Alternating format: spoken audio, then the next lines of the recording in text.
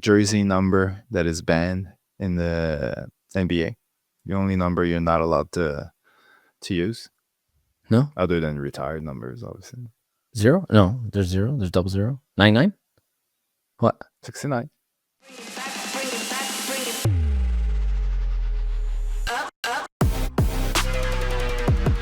All right, welcome to another episode of Game Day Glare. I'm Lance. I'm with E.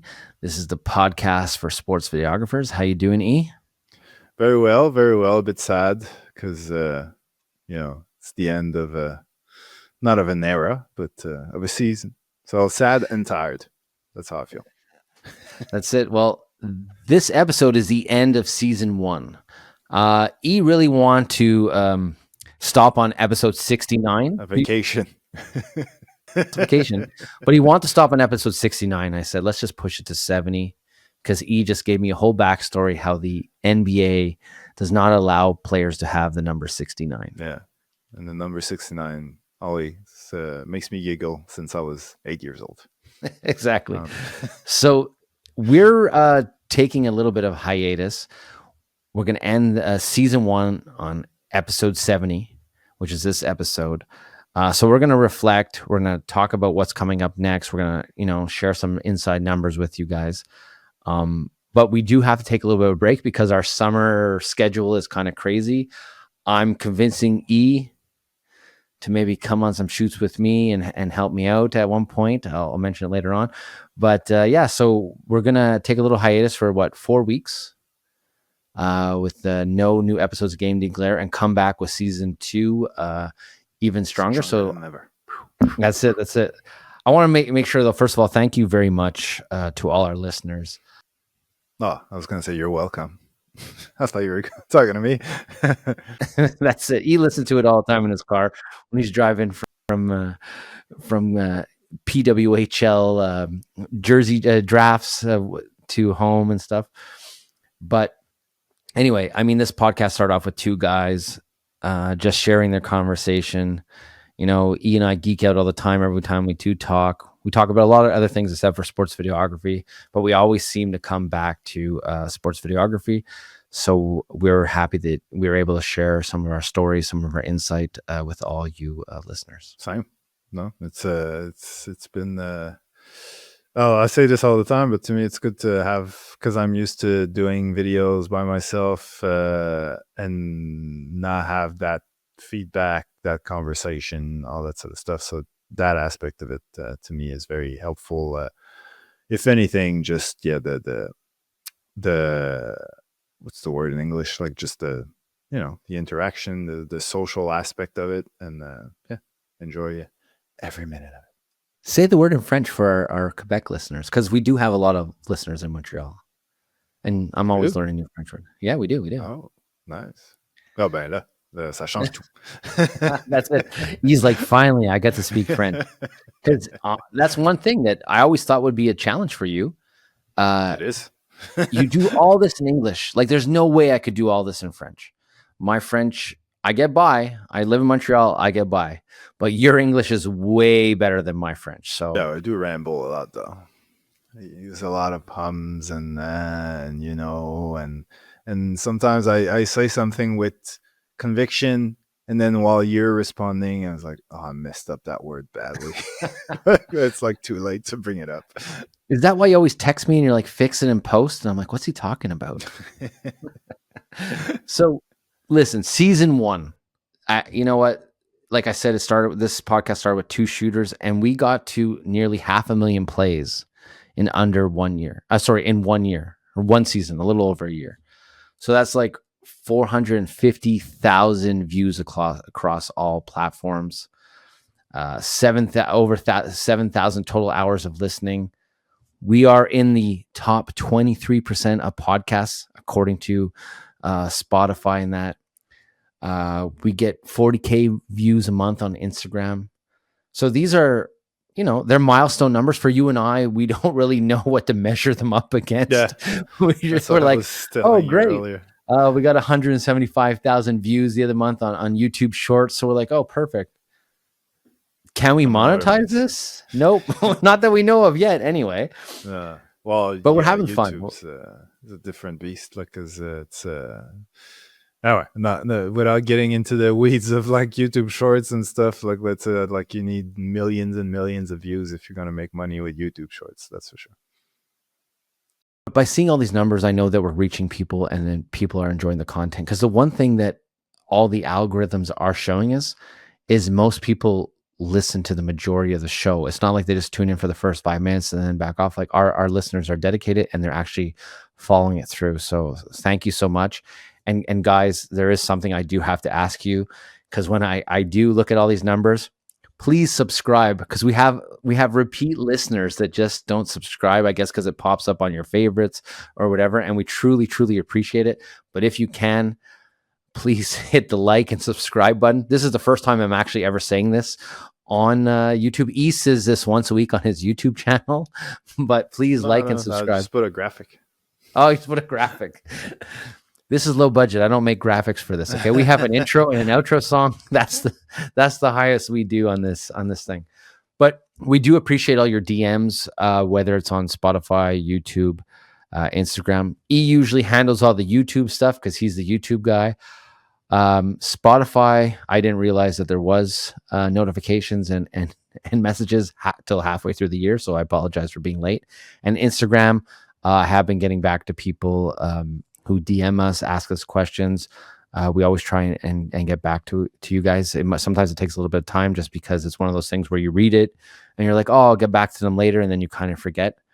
So if there's anyone I forgot, please reach out again. I'll definitely get back to you. But that's what makes this experience so unique, is networking, talking to people in the same industry, seeing their problems, reflecting on the time when I struggled with those same problems, and growing together. Because everybody has a different journey, and this job is very unique. It's very different. You can't really script sports highlights. You got to be there and film the moment and make the best of it.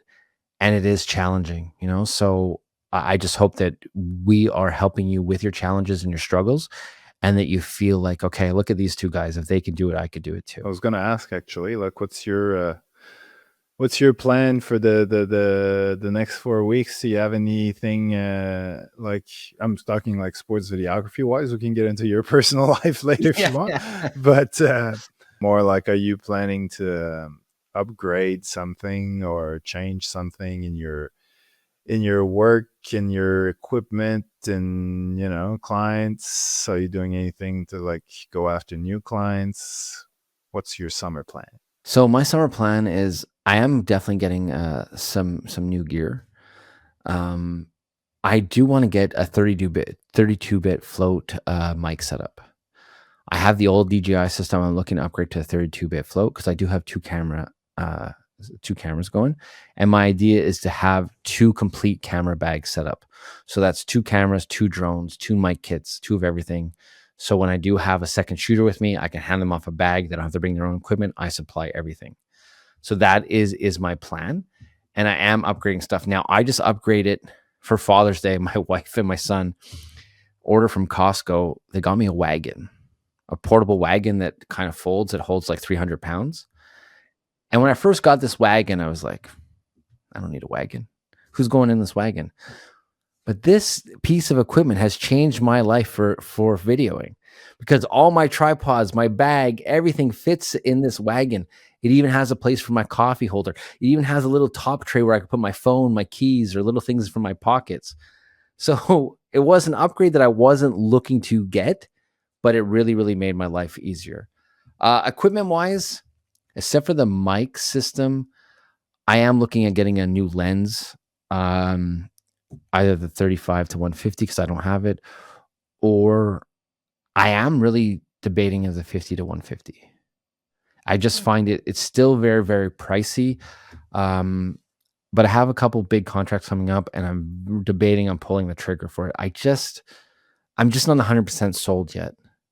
Like I have to really test it and see if it's really worth it, because that's a big investment. I find it strange having a lens on my camera that's more expensive than my camera, or the equivalent to my camera. What about you now? You're always trying new gear and trying stuff. What kind of gear are you testing this summer?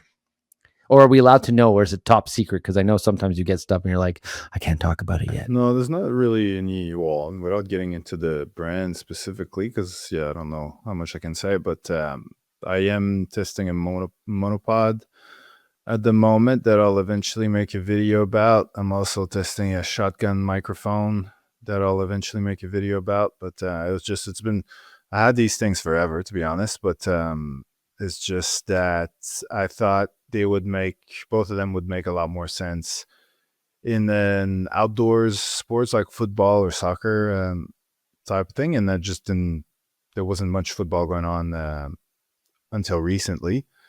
And and even then, I was just unavailable when the Alouettes were playing at home and things like that. So it's just, yeah, timing wise, it's been delayed. But that's sort of what I'm working on. But at the same time, I've been trying to not move away from talking about gear, but I feel like I've done it a lot in the last year, especially like once I got access to a Sony rep here in Canada. I tried to make the most of it. I reviewed a lot of cameras and lenses as well. And so I feel like there's good and bad, like in anything, by doing that, you get more search based traffic because people are searching for a piece of equipment and then it comes up and then they find you. But it's not the greatest for my channel anyway. Like it's not the greatest at, like, people will just like enjoy your content and binge watch. Like if they're there for a piece of equipment, they'll watch that video and they'll disappear after that. But if you give them like actual tips on how to be a better sports videographer, usually it's more like editing related, or it can be filming related as well, but like more focusing on the technique. That will get you a viewer that will sort of come back and want to learn more from you, and that will build up views better in the long term. So yeah, so I feel all that to say that I feel like I've talked a lot about gear in the last year, and I want to go back to maybe giving people more like tips about technique and editing and things like that. And I'd also like to change, not change, but like try to create like new concepts, like not just do so much of the same thing, which is me talking to the camera like I'm doing now and just cutting with B-roll and things like that. Try to come up with new concepts that would still be about sports videography, but in a way that is just, the storytelling is different and the editing is different. And I think it would be good for the viewers because people get tired of watching the same things over and over. And it'll be good for me as well because I get tired as well of doing the same thing over and over. So I know I've really moved away from your original question, but It's okay. It's okay. Yeah. because I speak French. That's what happened. That's it. You speak French. There is one new piece of gear that I just did get that I forgot. I got new lights, aperture Amran 200 XS. Mhm. So it's a 200 watt bicolor light. So I'll be using that. I pulled I have a Zion that I love. I bring it with me all the time. It's really small, but I need something more powerful, especially when you're shooting in log all the time. Sometimes I'm in some pretty dark places. So I pulled the trigger and got a new light kit. I felt it was time to upgrade. I haven't used it yet, but I will shortly.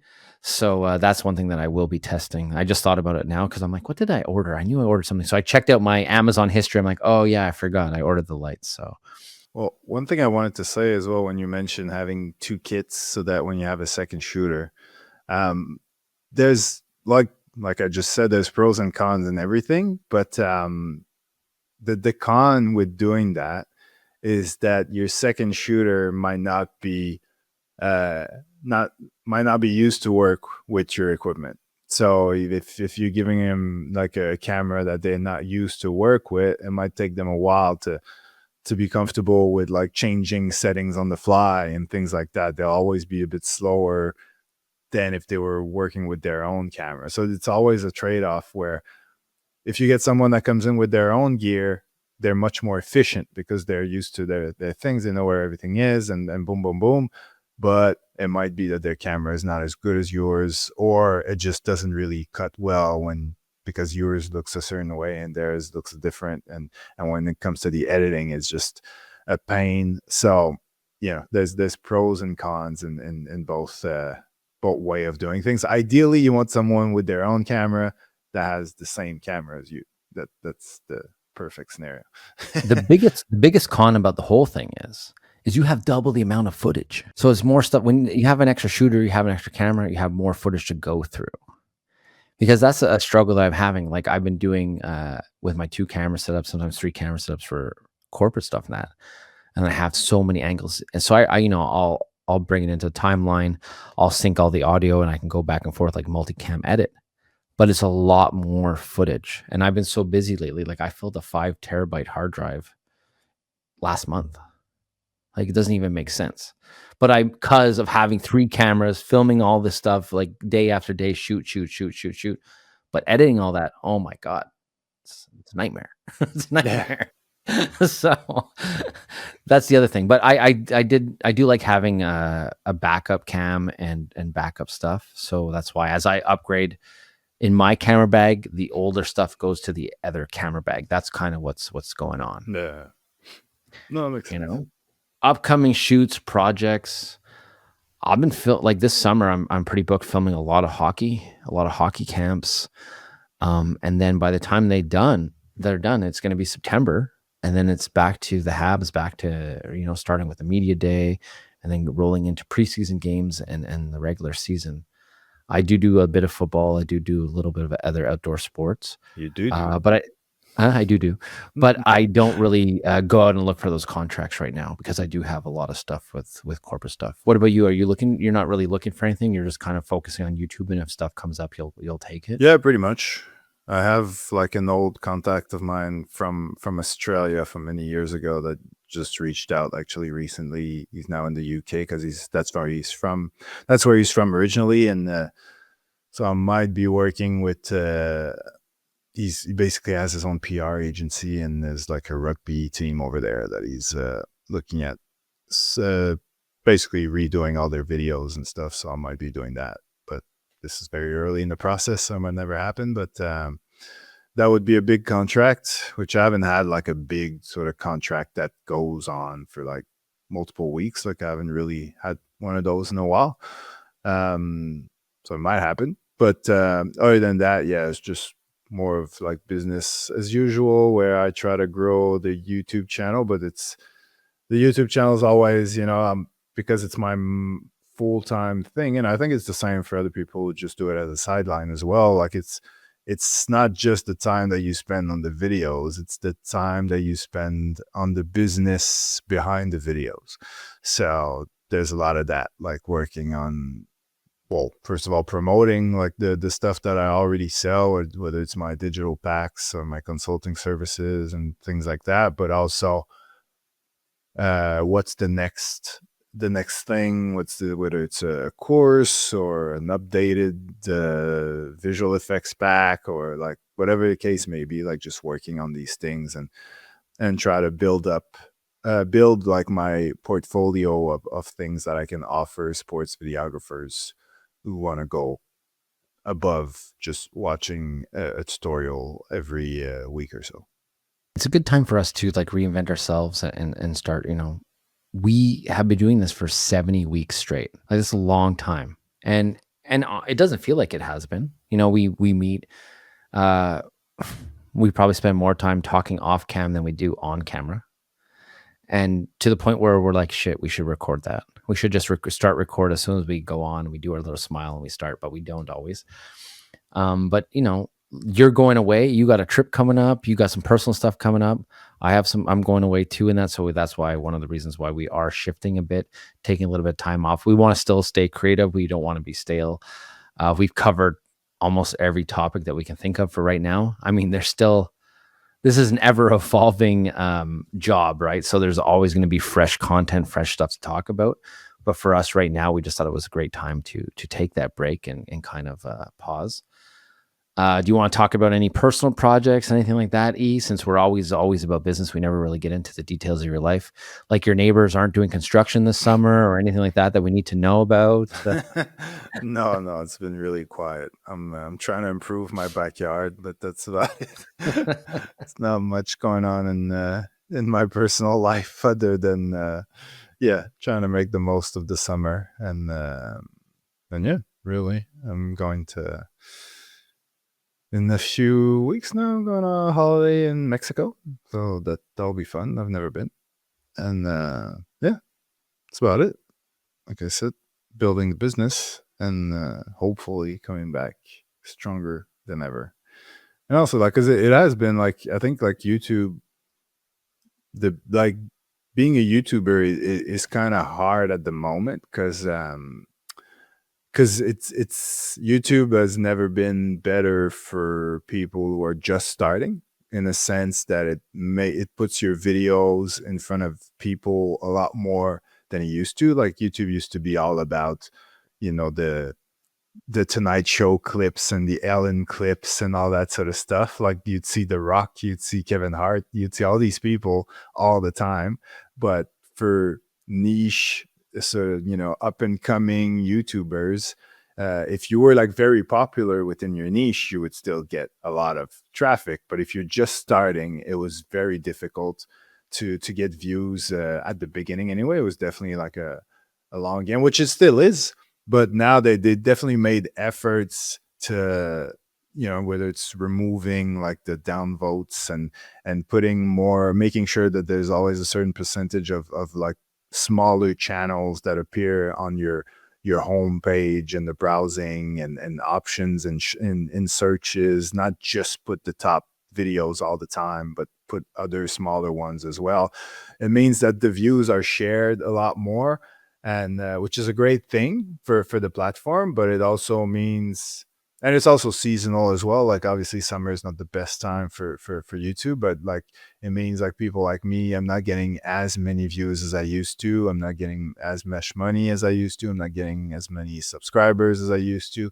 So you have to think of ways to reinvent yourself. And also it's easy for me to blame the algorithm, but maybe it's just like I was saying earlier, maybe I'm stuck in a rut doing the same thing all the time, and it's a sign that I need to shake things up and do it a bit differently. So it's all of that I'll be thinking about and hopefully doing something about in the next few weeks. Actually, I'm pretty busy with client projects and corporate stuff, to the point where I'm trying to convince E to come away on a trip with me. I'm trying to get E to come to Orlando with me in August, where we hit up 7 clients in 4 days. So E&L Studios might hit the road. I'm still waiting for final confirmation. E said, yeah, I'm interested, but I haven't got 100% of sign off. So we'll see. You gonna come or what? I'm putting you on the spot. Yeah. All If you right, can pay me my quote, yeah. that- For me, it's more that's the logistics that are seem to be more like when are we leaving, when are we coming back. That was more the thing that was still well, up in the air. But let's talk about that off cam then, everything okay? No, else, yeah, no, but the idea is we're going to a conference. There's 6, 7 clients we're going to work with. We have content package for all of them, and E and I are going to tag team it, kill it. And I'm even going to take E to Disney because he's never been. He's never been. Who's never? I'm going to take you. Why you said I've never been? I thought you said never been. No, I've been. I've been to the No, one, not the Orlando one, but I've been to exactly. the. Paris doesn't count. No, I've been to Paris, but also been to what's the California. other one? Anaheim. Okay. So Because you told me you've Countdown. never been to that Disney. So I'm going to take you to Batu, which is a Star Wars land. We're going to geek out. Well, you're going to Yeah. watch me geek out. Two 40-year-old dudes at Disney. That's totally normal.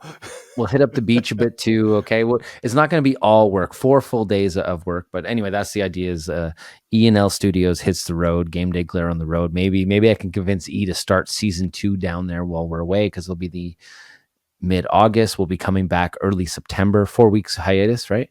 So we'll be coming back first week of September. So maybe that's where we can kick off our season 2 opener. I'm not sure yet. I'm not sure if time will permit, from all the fun at Disney. But That except for sounds, that, I think things have been moving, and unfortunately, I don't really want to take a break from the podcast, but I feel like it's a good time to take one. No, because it just becomes part of my routine. I know, like, I have these certain times with E, and then I'm not going to have that time with you every week. Like, we're still going to just log on and chit chat, or what? What's going to happen now to us? We're not Well, breaking not up, when are I'm we? in Mexico. I can, I can tell you that At least much. send me a DM when you're in Mexico, okay, buddy? At least send me a DM when you're in Mexico. Yeah, I'll see. I'll see what the if I have good signal, maybe. That's it.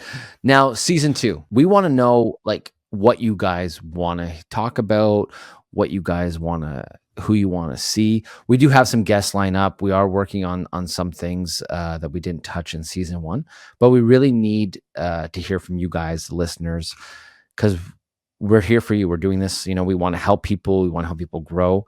And, having your feedback, having your insight is very, very valuable. So please let us know, what you want to talk about. I had a guy write me the other day saying, can we get anybody who does motorsports, dirt biking, motocross, and that's something that honestly, I don't really have a lot of context, but I'll definitely reach out and see who we can, because I have had the opportunity to film it one time. We had a indoor motocross show at the Bell Center, and even at the Olympic Stadium, we have monster trucks. So monster trucks is a whole different animal. You go there and you leave and you smell like gasoline. Now, the motocross inside the Bell Center wasn't that crazy, like smell wise. Like, you do smell it a lot, but not as bad as the Olympic Stadium. But it's pretty intense. Like, filming that, you have to be really sharp. You have to be really focused. And we had cameras on the floor where they're doing jumps and they're going over your head and that. So you always have that element of fear, because you don't know what's really going to happen. You don't know the jump, and things, errors happen, right? So I think that's a cool subject to definitely talk to. So we will reach out to some people and see if we can get someone for motorsports. But ideas like that, guys, please send us our way, DM us, right on our feeds, and let us know what you're looking to hear in season 2. Yeah, well, I think I can, instead of DMing you, I'll tell you right now. For me, I think I'd like to interview, bit in the same, same thing as what you just mentioned. Like, I'd like to interview people who shoot sports that we rarely talk about or that we don't really know much about, so that way we can understand how it works. Because, like, I'd be curious to talk to like a volleyball videographer, for example. How different is it than filming basketball?